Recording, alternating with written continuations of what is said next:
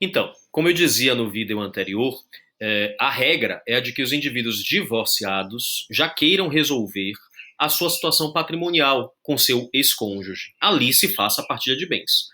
Entretanto, podem existir inúmeras circunstâncias que emanam da complexidade de nossas relações sociais que justifiquem que o indivíduo se divorcie e deixe para depois tratar das questões patrimoniais. Eles já resolvem as questões em relação ao uso do nome, a guarda dos filhos menores, a questão do domicílio de cada um, mas existem questões mais complexas vinculadas ao patrimônio, à divisão patrimonial, que são deixadas para depois por serem mais complexas. Como eles já querem resolver a questão do Estado Civil, então eles já realizam o divórcio e deixam para depois tratar das questões patrimoniais, deixam para depois falar sobre a partilha de bens. Volto a dizer, isso é muito incomum.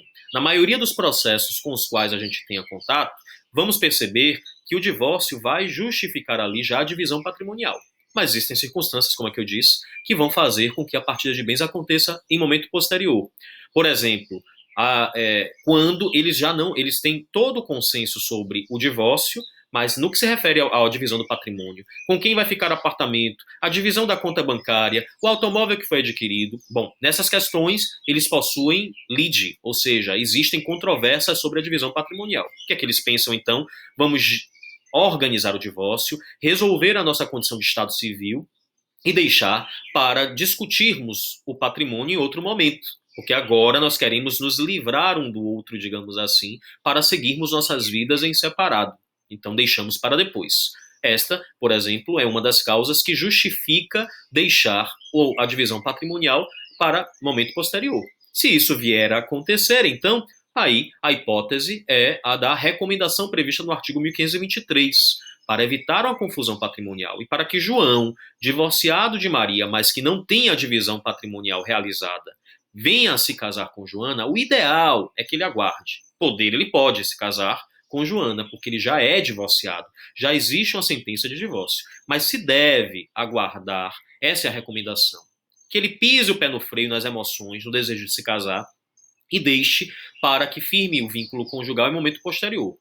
Se não o fizer, haverá ali uma causa suspensiva, ele poderá se casar com Joana, mas aí o casamento será submetido ao regime da separação obrigatória e legal de bens, por ser um casamento irregular até a realização da partilha de bens do divórcio, decorrente do divórcio, certo? Segunda causa, então, vimos o inciso 1 e vimos o inciso 3, tá? Que possuem o mesmo raciocínio da confusão patrimonial.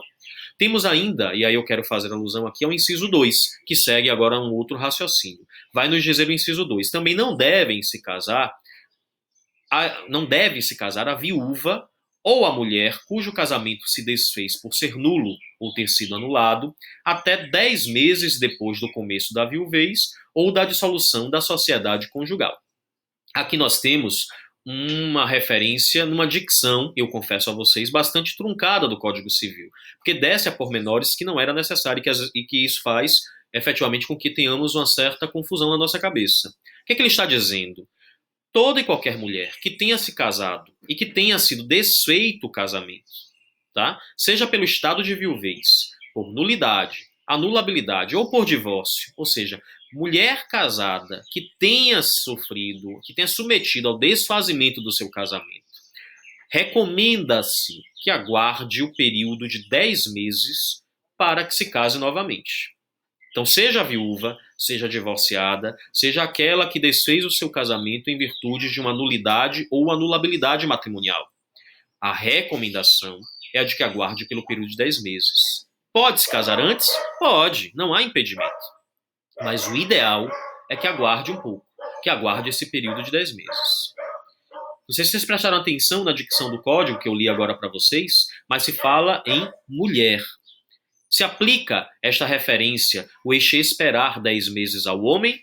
Não. A recomendação aqui do código é em relação à mulher.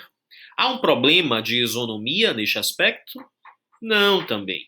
Porque aqui eu tenho uma causa de desigualdade que é justificável e que faz com que este inciso, o inciso 2 do artigo 1523, se reporte exclusivamente à mulher.